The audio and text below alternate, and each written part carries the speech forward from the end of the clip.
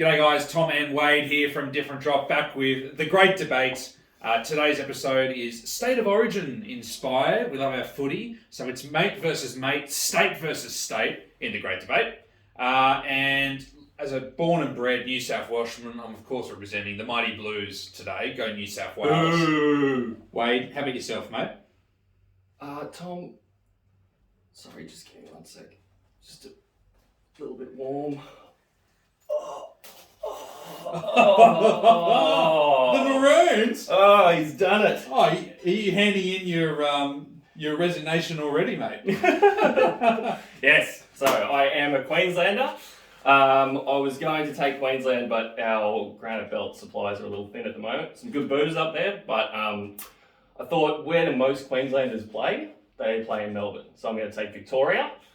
Be the Vics versus the Blues. Let's fire up, boys. Let's do it. You'll lose your Queensland licence, I reckon, mate, representing Victoria. But anyway, all right, a worthy battle across the border.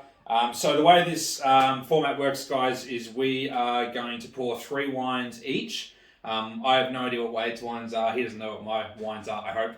And 1 white, 1 red, and a bargain. The white and red have a $50 cap. And the idea is we're going to thrash out, see which wines hold up, debate the merits of New South Wales versus Victoria, and see which state comes out supreme. So I'm going to kick things off with our first white wine. So many options in New South Wales for great white wines. You know, you've got Semillon, more Semillon. You've got Orange, Sauvignon Blanc. You've got Tumbarumba Chardonnay.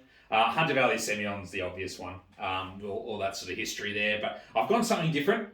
I think my favourite style of white wine from New South Wales comes from the capital, in fact, which isn't ACT. It still counts as New South Wales. No. We're heading to Murray Bateman. We're heading to to Riesling territory, ladies and gentlemen. And I've pulled out the big guns. My first one is... Yes. Bang.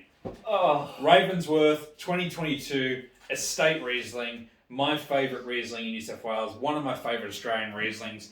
This has power. It has poise. It has perfume. It has complexity. It has amazing length and acidity. All right. Yeah. It's the Tim Brasher of Australian white wines, I think. So, deep cut. Yeah, going way back to Tim Brasher. So, all right, mate. That's the Victorious wine. What do you have? Okay, so obviously, you know, in Victoria you can have your pick of a million different things, white wine wise.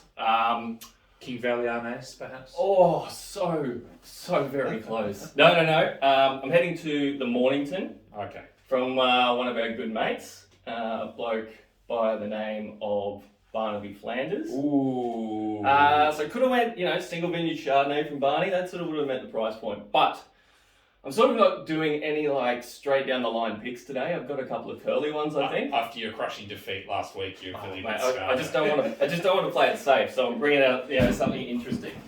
All right. So my wine. What's he got? Is.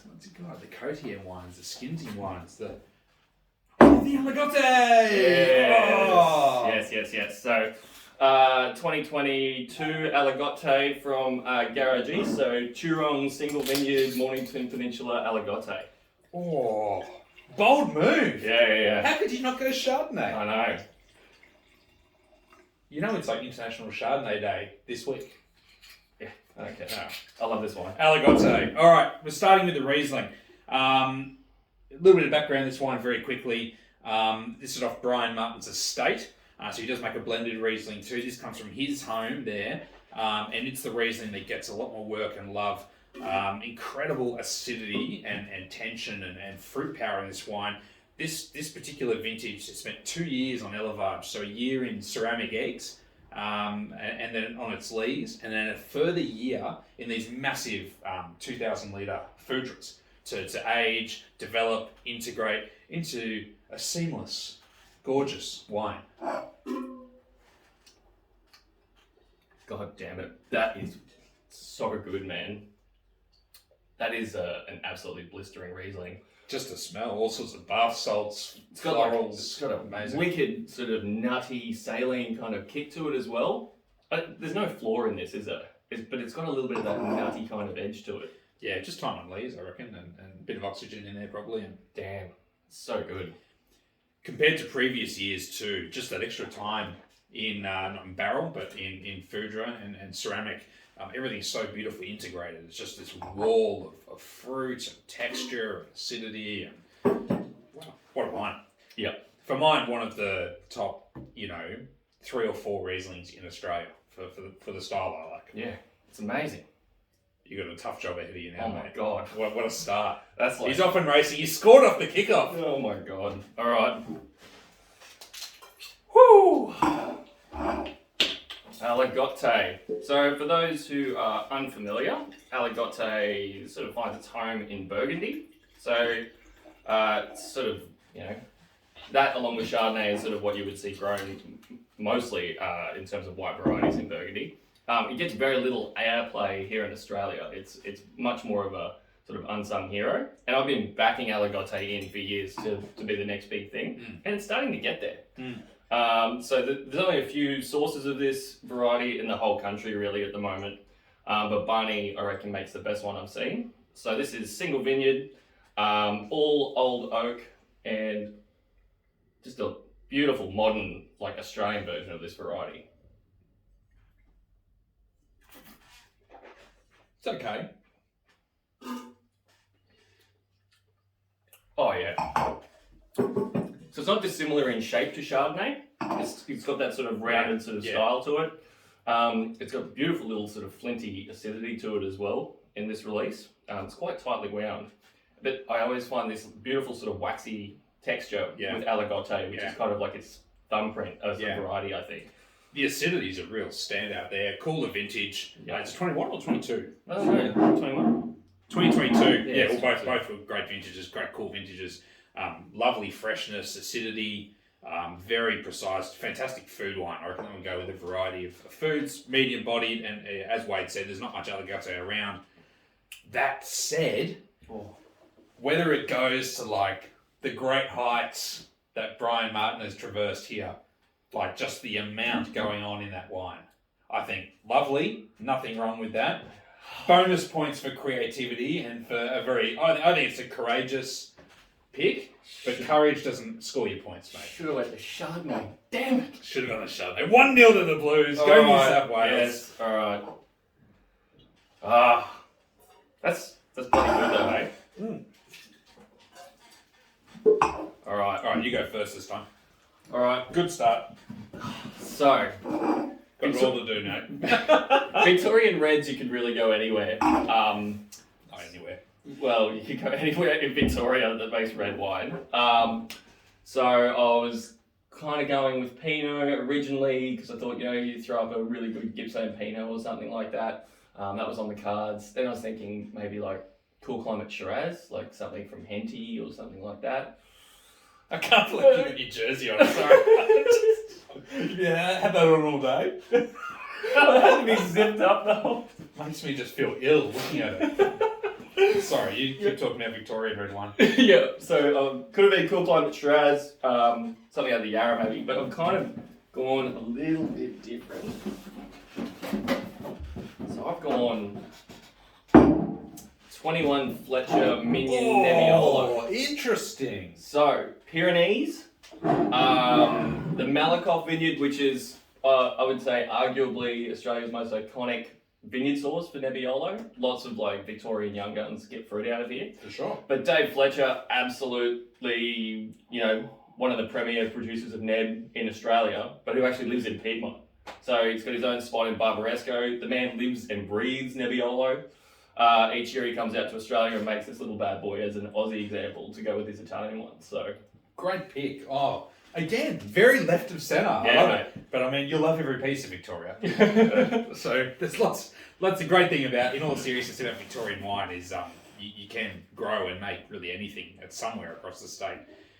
But you can't do what I've got in Victoria. Well, maybe you can actually, but mine's pretty good. So, okay, I started off with something a bit modern with the Ravensworth Riesling, a newer region, a newer winemaking techniques. With my second wine, I really wanted to look at the history of New South Wales wine. And there's nothing more historic than the Hunter Valley anywhere in Australia when it comes to making wine. There's no style that's more, I guess, unique and iconic in the Hunter Valley, I feel, than the old Shiraz Pinot blend. And there's no one that does this particular wine style better. I know what you've got. Oh. Than Mount Pleasant. Oh, brutal. Yeah. Mount Pleasant, Mount Henry, Shiraz Pinot Noir, 2021, I believe. Again, this old blend, it's all about perfume, balance, finesse, savouriness, and these guys do it better than anyone. Adrian Sparks, the current winemaker, he's just the 5th winemaker in the history of Mount Pleasant in 800 years they've been making wine. Yeah. So he's just about celebrating his 200th birthday, Sparksy. Yeah. So, and I think they do this style absolutely brilliantly. And this is actually going to be a really good showdown because they're both going to be kind of midweight perfume styles. All right, let's do it. I think I had too much coffee this morning. I'm shaking. You're just nervous, mate. It's okay. It's okay. It's a big match. Get that on the big jobs. All right, Nebbiolo. I didn't expect to drink any Nebbiolo today. That's good. Mate, straight away. So, like, the biggest thing with Australian Nebbiolo is it's never going to look like something out of Piedmont. You're always going to have, like, a bit of an Aussie accent to it. But this is still particularly varietal. Like, straight away, you get that little aniseedy kind of rosy, red-fruited sort of thing. What's the vintage in this? It's 21. 21. So, the Malakoff vineyard there, like, it's a big vineyard that a lot of people source fruit from to grow Nebbiolo. And some of the wines can get more dry ready, like bigger, fuller. This is a beautiful, delicate looking wine. My God, that's so good, man. So that's getting into that. I love it when you get Nebbiolo. It's got that little kind of orange peely, Amaro-y sort of Campari edge to it. Very, very light, very delicate. Oh, mate, this is going to be tough to beat. It's lovely. Really, really pretty. Just gorgeous, silky, delicate style. Oh, that's how you make Ned. That's good. It's got tannin. Ooh, very good. That's maybe my favourite vintage of that. I mean, a cool vintage. Helps that wine, that vineyard. All right. Off to the Hunter. The Hannah. Mount Pleasant really doing amazing things in recent years as well. I feel like they've turned things around a little bit, and you can see the new packaging here as well, and going back to the styles that made the brand so iconic. So this is Shiraz Pinot Noir. The Pinot vineyard is like 100 plus years old with this. I think it only makes up about 15% of the blend, but we've tried this once before, a few months back, and loved it. Look, it's good, but it's basically just a midweight Hunter Shiraz. Like, wow. Yeah, it's going to be good, but is it, like, interesting? It's just... It's pretty bloody good, though. It's good. It's very good. I hear your argument, though. Like, it's... You've kind of thrown me for a bit of a loop with the Nebbiolo. I'm like, okay, he's going to go with a Chardonnay and maybe a Pinot, or maybe like a cool climate Syrah, because you did Cabernet last time. And I punished you for the bravery with the Aligote, and I mean, I really punished you. Ravensworth was like phenomenal. But I think you do need some credit for this choice. It's very left field, and I think very representative of Victorian wine, because you've got this incredible culture of alternative grape varieties all throughout the state, particularly the north of the state. All the Italian migrants settled, and you've got all sorts of King Italian Valley and Alpine valleys and saying this. Yes. Come on, Tom. That's it. He's dropped the ball. This is a gorgeous wine. This is a beautiful wine. But for me, and how I like to drink wine as well, I love to be a bit surprised and try different things. And this has pedigree and quality stamped all over it. Yeah. This is just kind of thrilling and interesting, because I don't think I've seen an expression of Malakoff that looks as delicate and feminine and pretty as that wine. Yeah. I agree. It's so light like and vintage, and but also just vital and yeah. Yeah, so I think that's a vintage character, but also I just think having a producer who like spends his life in pursuit of making the greatest Nebbiolos on the planet, like that's what he's trying to do in Barbaresco, right? Yeah. He's growing his own fruit, but to come back home and make something like that, which feels like Nebbiolo, which is really saying something for Australian version of the variety. Oh, I hate to do it. Yes. Oh, it's all locked up going into the decider. One apiece. Oh, I can't say enough though. This is such a lovely wine. Yeah. This is a beautiful wine. The mouth perfume is just silky. It melts away. Yeah, the classic's a classic for a reason. But for me, just for interest, uniqueness, I've got to give it to Wade there. He's finally done something good. Just all-round awesomeness. Thank you, Dave. All right. So, the decider. All right. Here we go. You going first? I'll go first. Best foot forward first. So, I wanted to. I thought about a narrative throughout the whole lineup. You know, I like to think. So I've gone with something modern, and then something a bit more traditional. And my final wine is almost like an amalgamation of them both. Oh, interesting. So you've got a traditional inspired kind of blend and technique, but with a modern producer in a very much modern region. And just a reminder, this final wine is about value. So a $30 limit on the retail price of these wines. And I think to capture all of that history and innovation and deliciousness in under $30, yeah, I've got this absolutely sewn up. The wine I've chosen is the Nick Spencer medium dry red. Oh my god, you have no idea. You have, okay. Yeah. MDR Shiraz Malbec Cabernet Tempranillo blend, inspired by the famous Aussie clarets of the 50s and 60s that Nick grew up drinking. Of course he did. Nick, he's blessed with lots of privilege, old Mr. Spencer. No, great winemaker, but grown in the Gundagai and Hilltops regions of New South Wales. And this is what's exciting me about New South Wales wine is we're beginning to explore these different regions. And I just think it's a beautiful wine, and it's the winning one. Babe, What do you got? So basically exactly the pitch you just made. I have the Victorian version of that wine. What is it? All right, so think historic, ancient regions, northeast Victoria. Yeah.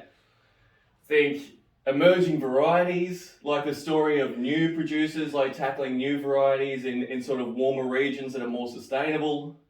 Think about blending those bits of history. I know what you've got. Yeah. I know what you've This got. is going to be a crazy taste of. Shoulders. Quasimodo. Yes. Alright, epic. So yeah, basically exactly what Tom said in terms of like a mashup of old and new.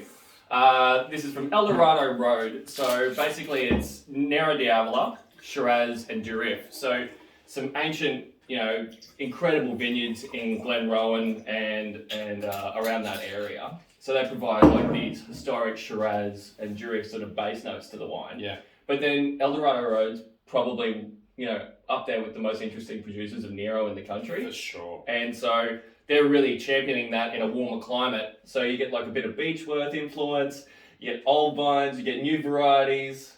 You know what I love about this showdown is we've stripped away all the other variables and we've really gone like for like. Yeah. In terms of it couldn't have matched up any better. No, I know. You'd almost think we'd planned it this one. No, we have not planned this. No. This is totally blind. I'm very excited. I think Wade and I have worked too closely together for too long. Maybe our brains think the same. That's right. But that's crazy. Epic showdown here. So the first wine we've poured is the Nick Spencer.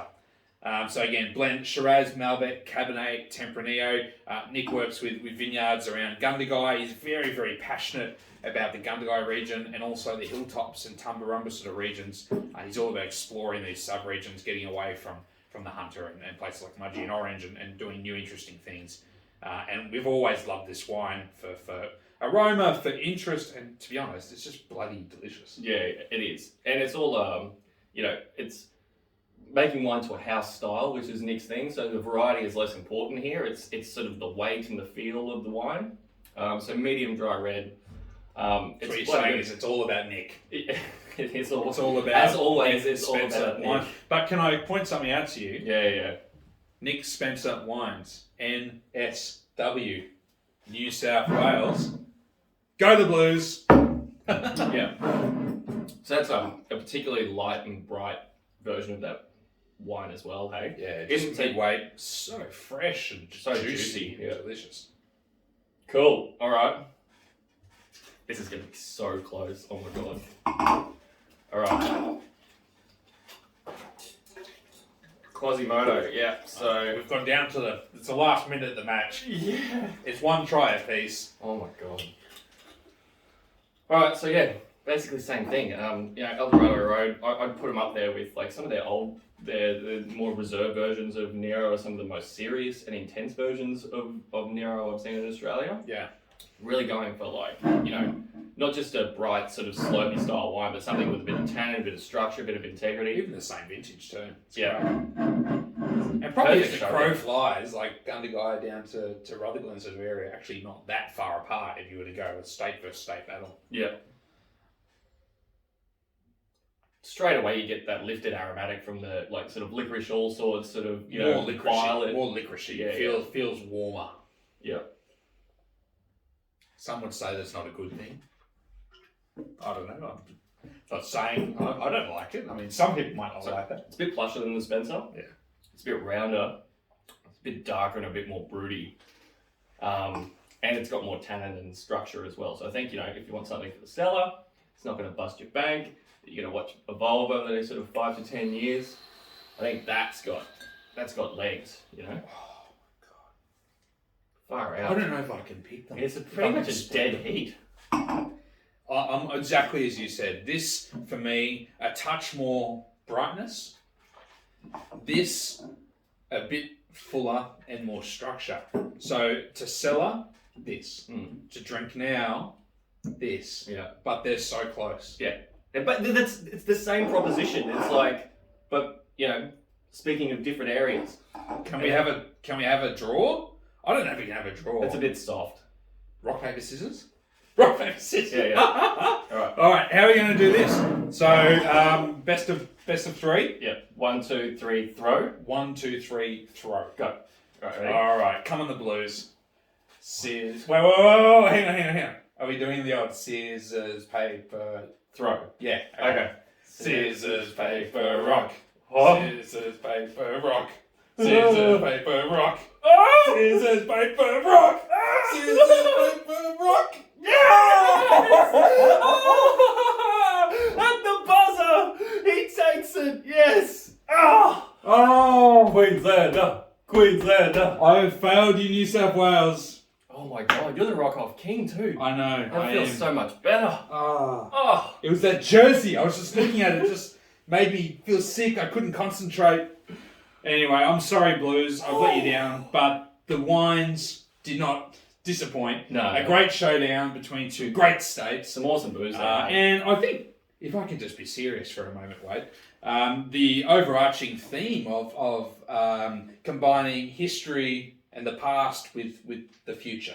We're looking at great old vineyards, old styles, and we're reinventing them, looking to new varieties, new techniques, and I think it's super exciting. And I love you, New South Wales. I'm sorry. Yeah. What a good tasting. Some great booze there. Some great booze. All right.